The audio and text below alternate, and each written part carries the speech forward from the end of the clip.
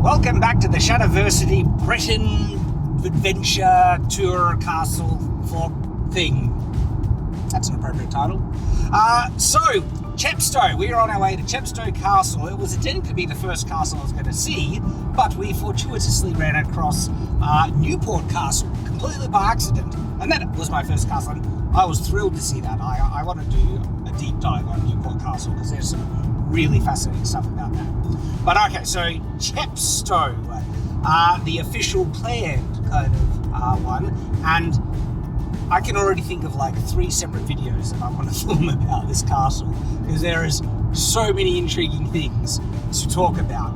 And so wrapped up in all of that is going to be just this vlog, which is a less structured kind, because on the main videos it's going to be topical. This is the topic of this video about this interesting thing about Chepstow Castle, or even something that Chepstow Castle has, and that'll be the video. But this is just going to get to see me walking around, having fun at Chepstow Castle. Kind of, it'll be a bit, I guess, behind the scenes-ish, but it's pretty cool. Like, again, I mean, it was amazing seeing Newport Castle finally touching like a real historical castle. Though I couldn't really get into Newport Castle, it's all locked off, and there's no real public access anywhere to the castle. So this is the first one where I'll get to have full, well, enough, more access than usually can to really walk around and have a good look. So this is very exciting, and this lovely countryside. Beautiful. I love how green it all is. But, so yeah, this is going to be the first big castle visit, and there's going to be a lot to see. Random observation. The roads here in Wales, at least, are very narrow and ill placed out. But look, I know that, you know, you can't really plan too far ahead when you're laying out roads 1,000 years ago. But the traffic has been a nightmare. We just passed a cute little inn called the Two Rivers. Did we? We did. Oh, hey. But driving on the freeway is simple, and we haven't driven much anywhere else off the freeway except right this local kind of area in Wales here, where we saw Newport Castle and now on to Chepstow Castle. And I mean, this road here isn't too bad if we have a look. It's still very narrow, and when you have cars parked on like either side, we got to show people the street that we've had to drive through where we're staying, because that street is a nightmare.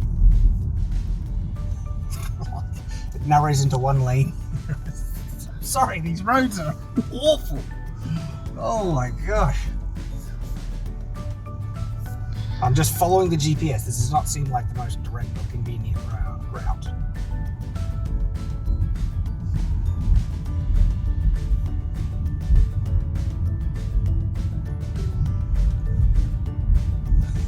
Sorry, sign, elderly people. We have like, beware of hitting kangaroos here. There's so many old people here. We got to put up a sign to just warn you from hitting them. It says we're here. Is it here? There it is, over there. And it jumps out at you right there. Oh, look at that. Oh my gosh, that's amazing. Check it out. You gotta say, like, just sitting behind the trees here. Look at the size of it, just on the hill. It's a grand old thing. That is gorgeous. This is Chepstow Castle. Look at this. Oh my gosh. I'm in heaven. I'm just taking a moment here because this is one of those surreal moments where I'm standing in front of Chepstow Castle. I've looked at this castle and studied it through screens for years, right? Being here in person is just amazing.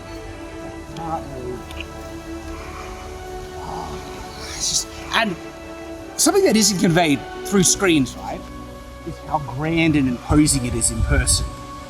I mean, castles have this deceptive ability to look bigger than what they really are. Like if you were to compare this to a skyscraper or something like that, it'd be tiny.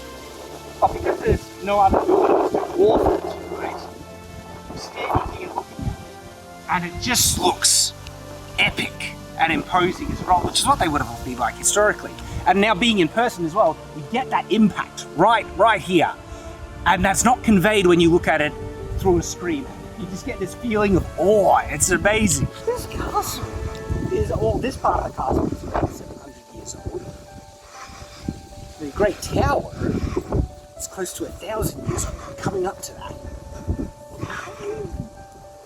Oh my God. Really interesting windows on the outside. Those ones were clearly added, probably Tudor period.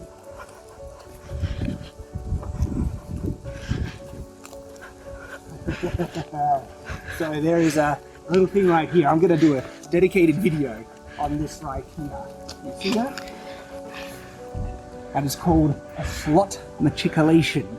And I have some information to talk about that. That's a dedicated video. You have to walk through the Chepstow Castle. But I haven't seen the Great Tower yet, and I want to do a dedicated video on the Great Tower because one, it's the oldest stone castle in Britain, if not the world, which is really, really significant. And there's some odd things about it. Oh, wow. Now there is an ancient building right there. This grass looks very normal.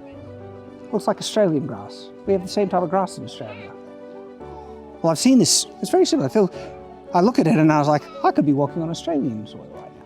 So look at the wall here of the Great Tower. And this is referencing what clearly is the Roman style early Great Tower and the ones that were added onto it. It wasn't just a flat wall. You have these tiny little kind of protrusions. And I would call them buttresses. They're not really buttresses. They're not further out to give proper stability that a buttress is meant to give, but it's just like a mini buttress. But what it would, it's an aesthetic addition to kind of break up the plainness by having these kind of like lines running up the side of the wall, especially when it's whitewashed. It look very, very nice.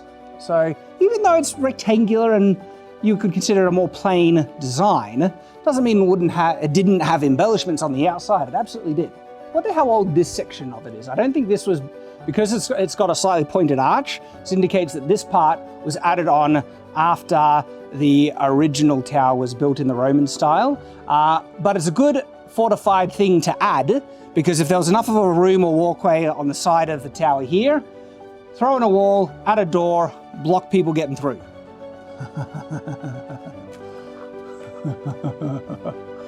Oh my gosh, look at this. Look at that. Look at this. I want one. Standing here, like in parts like this, you just get kind of hit with, look how, you're like standing in history, right? Oh, it's crazy. And I noticed something I didn't mention when there's little alcoves for fireplaces just right up there. You see here, right over there.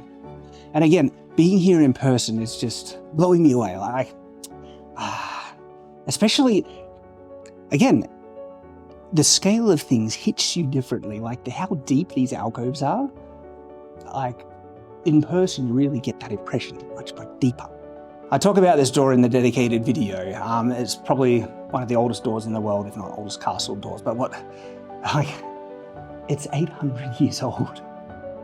This thing, this bit, and like what floors me is that they allow you to touch something that's literally 800 years old. This is an 800-year-old bit of wood I'm touching.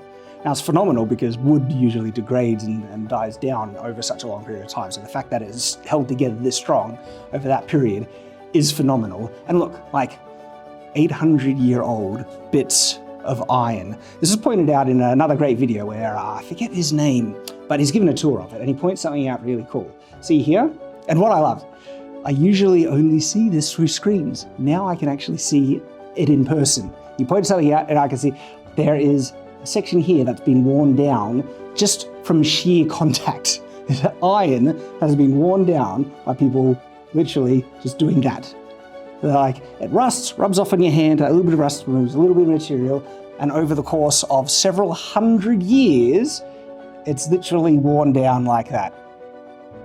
That is just absolutely amazing. And then what also, I saw that through a video, right? But now I'm here in person, being able to touch the same thing.